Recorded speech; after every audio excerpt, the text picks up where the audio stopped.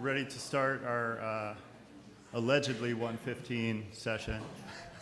A little bit late, as these things always happen. So last night I was talking about meeting people who I haven't, who I've known for years and years by email and so forth. And Eric Lehman is one of those, very prolific writer, not only on Henry Miller, but on many things, Tom Thumb. And this is the first time I've met him. It's been 17 years. And so without further ado, Eric. Thank you, James. My speech today is going to follow Arthur Hoyle's a little this morning, but it's going to look at Miller's experience at Big Sur through a slightly different lens. And, you know, looking at people's work through new lenses and new ideas, that's the way we keep them fresh. And that's why this thing we're doing here is so important. I think that that's how we keep authors' names on the lips of people, but also the more we look at them in different ways, I think that's really important. I think we'd all agree in Henry Miller's early work, he seems preoccupied with freedom, the type of freedom we might almost call escape from social conventions, from literary norms, and from what he famously called the air-conditioned nightmare of modern civilization. His writing often attacks mass culture and the collective conformity of cities and nations, which he often portrays as chaotic at best and cancerous at worst. But when it's free, what then? How does one live in a world with other people in it, right? What kind of community is possible for the free man? So Miller begins to explore these questions in Big Sur and the Oranges of Hieronymus Bosch, and continues this exploration throughout his later life. The answer he finds is not in utopia or in isolation, but in a small adaptive community he finds on the California coast, which he calls the first home I have ever known, first real home I have ever known. This loose group of people with a unique identity and locale is what we might usefully call a microculture. It is a term that Miller, of course, did not use, and first occasionally appeared in psychology, sociology, political science, education, 1990s, a term that can be applied to any small adaptive culture, villages, neighborhoods, companies, institutions. Asilomar is certainly a microculture. If the Miller scholarly community met more often, maybe we'd be a microculture. Maybe that'll happen more in the future. Since we haven't met for 17 years, you know, I hesitate to call this a microculture. The idea is related in studies in anthropology and psychology that suggest humans can maintain stable relationships with only a limited number of people. You guys have probably heard of the famous Dunbar's number, which is around 150. The number of people, it seems to hold true across nomadic tribes, military units, office environments. It's part of a hierarchy that goes from about 15 good friends that we can have to about 1,500 people that any human can actually recognize. Beyond this, social cohesion begins to break down. So, even in his early work, Miller was drawn to these sort of microcultures. In Black Spring, he declares, "I am a patriot of the 14th Ward, Brooklyn, where I was raised. The rest of the United States doesn't exist for me except as idea or history or literature." These communities, from large companies like the Cosmodemonic Telegraph Company in Tropic of Capricorn to neighborhoods like Montparnasse in Tropic of Cancer, are often flawed, even toxic, but they are real. They are communities of the abnormal in a sick society. And Miller sits happily in the Café Wepler with a Pernod and revels in their eccentricity. These unhealthy microcultures featured in his early books contrast greatly with the one he finds in 1944 when he moves to California.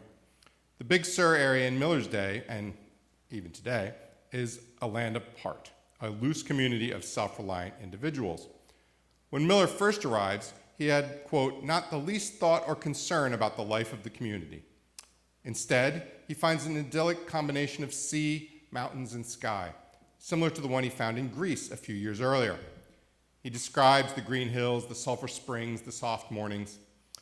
On rising, I would go to the cabin door, and casting my eyes over the velvety rolling hills, such a feeling of contentment, such a feeling of gratitude was mine, that instinctively my hand went up in benediction. Living outside the air-conditioned nightmare that he had detested for so long, without electricity or car, groceries carried up a long hill to the house, was a healthful change. Quote, life can pursue its course here free of so many disturbing elements which are accepted as normal, he writes. He learns to protect his peace, to set boundaries, and to value solitude. But soon, neighbors do appear, people who have, quote, made a complete change about in their routines, upending a previous life and finding a new one. The unwritten rules of this small culture are simple. Accept what you find and like it, profit by it, or you are cast out. Those who cannot adapt are returned to the world outside. The people who stay are, quote, assisting in the creation of a new fabric, a simple, viable one, better able to stand the stress and strain, the wear and tear of time. In practicing their own way of life, they point up the unessentials which make our way of life so absurd and futile. Miller joins them, finding that a definite rhythm and order was beginning to manifest itself, though outwardly my life was still hectic, troubled, and confused. Many of the people in this microculture are painters, writers, dancers, sculptors, musicians. Nearly everyone seems to be a specialist in some field, Miller writes, be it art, archaeology, linguistics, symbolism, Dianetics, Zen Buddhism, or Irish folklore. We often see how healthy microcultures like this produce both exceptional individuals and clusters of individuals. The tiny village of Concord, Massachusetts, or a neighborhood of Montmartre might nurture writers and thinkers and artists that influence the entire planet. However, Miller is quick to point out that this is not an artist colony. Artists never thrive in colonies, ants do, he quips. Instead, this is a, quote, fluid aggregation of individuals committed to nonconformity. As described by Miller, each person who lives in Big Sur is a personality with their own character and way of behaving. A healthy microculture offers space and generosity that allows for creative exploration. There's no judgment from the neighbors, and there's time to try new things. Miller not only writes, but explores his watercolors, as we saw this morning, trying to get the pale green hue that pervades the green distant hills. Friendship is another foundation of a healthy microculture. An astonished Miller finds himself surrounded by, quote, kind souls who are not thinking exclusively of their own welfare. He's sort of baffled by this. People are nice, I don't understand. Neighbors like Emil White and Ephraim Donor. He quotes the Millennium of Hieronymus Bosch.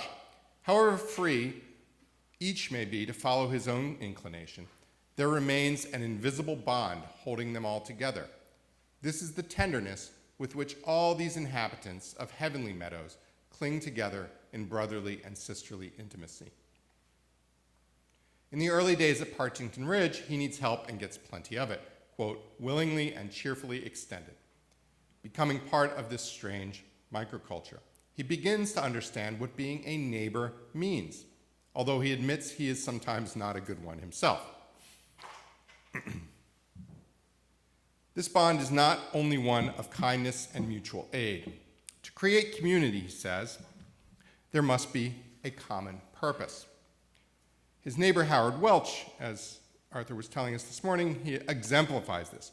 Quote, what really drew Howard to Big Sur was the hope of finding a small community of neighborly people in whose midst he could become self-sustaining, self-sufficient. So each person is pursuing their own way of life, but in that pursuit, there is a shared intention. I don't pretend to know how the other half lives, but I do know something about the way this half lives, Miller writes. I don't even have to stir from this tiny community in which I have my abode. With all the good that I see in the neighbors around me, with all the valiant efforts I observe them making to live up to the good life, to do right by one another, to make the most of the paradise in which they find themselves. However, We should point out that this shared purpose is not a sort of communitarian dream world or a utopia. Early in the book, Miller does mention other utopian communities, such as Oneida, New York, and New Harmony, Indiana, which he admires for their faith, courage, and independence. But although the Big Sur community has some similarities to these, it is created by individual artists, disillusioned by the world, committed to thoroughgoing nonconformity. These individuals are not concerned with undermining a vicious system, he writes, but with leading their own lives on the fringe of society. In fact, Miller warns against any utopian philosophies. Quote, "We know today that the do-gooders and the fixer-uppers are capable of doing more damage than the carefree, heedless sinners. The fellow who is out to burn things up is the counterpart of the fool who thinks he can save the world." He adds, "The world needs neither to be burned up nor to be saved." So, in Miller's view, a utopian community is a toxic microculture waiting to happen. A healthy microculture, whether a village or company or neighborhood, must have good boundaries, must allow individuals to grow and live in peace. Miller realizes he must reject the parade of visitors, the seekers of truth or sex orgies, and he cannot answer every letter in order to protect himself and his peace, although we've seen so many letters like he must have answered most of them. In fact, this concept of boundaries leads us to what might be Miller's greatest contribution to the concept of microcultures, his exploration of their fragility. This takes shape in the famous Devil in Paradise incident with former Paris acquaintance Conrad Morcan. After Morcan discovers that Miller has a home in America, his letters for begging for help poured in. Though Miller himself is barely above the poverty line, he extends what he believes is charity towards the poor and miserable and at first sympathetic man. "Finally, I conceived what I thought to be a brilliant idea," he writes. "It was to invite him to come and live with us, share what we had, regard his home as his own for the rest of his days. It was such a simple solution, I wonder why it had never occurred to me before." Oh, poor guy. He discovers almost immediately that Morcan's incessant demands, a particular brand of talcum powder, imported tobacco, codeine, quickly overwhelm the household. Furthermore, Morcan does not reciprocate the kindnesses shown. He resents favors, treats neighbors with contempt, and even fails to understand the love Miller has for his own children. Of an instant, I knew my wife was right, Miller writes. I had made a grave mistake. The thriving and balanced microculture has been poisoned and paradise lost. Miller calls a doctor to get Morcan help with his constant itch. After examination, the doctor says it's all in the man's head and advises Miller to get him off your hands. Miller's friend Gilbert suggests a more radical solution, throwing him off a cliff. Finally, Morcan himself decides he wants to leave the rural paradise to live in the city, on Miller's dime, of course. But what a lesson he had given me. Never again would I make the mistake of trying to solve someone's problems for him. After long months of begging and recriminations, Miller tells Morcan, if he didn't get the hell out of the country and leave me in peace, I would cut him off. I called him a worm, a leech, a dirty blackmailer. As with any small culture, even one person can do immeasurable damage. This is a sort of interesting situation for Henry Miller. After all, in the past, others might have called him a leech, a sponger, a user and abuser of the charity of others, right? Now Miller's on the other side and realizes both the importance of and the limits of contributing to community welfare, along with the importance of boundaries and gratitude. One has to be grateful for even a Canadian dime or a stale crust of bread. And then, he says, to return the favor. Serve life and you will be sustained.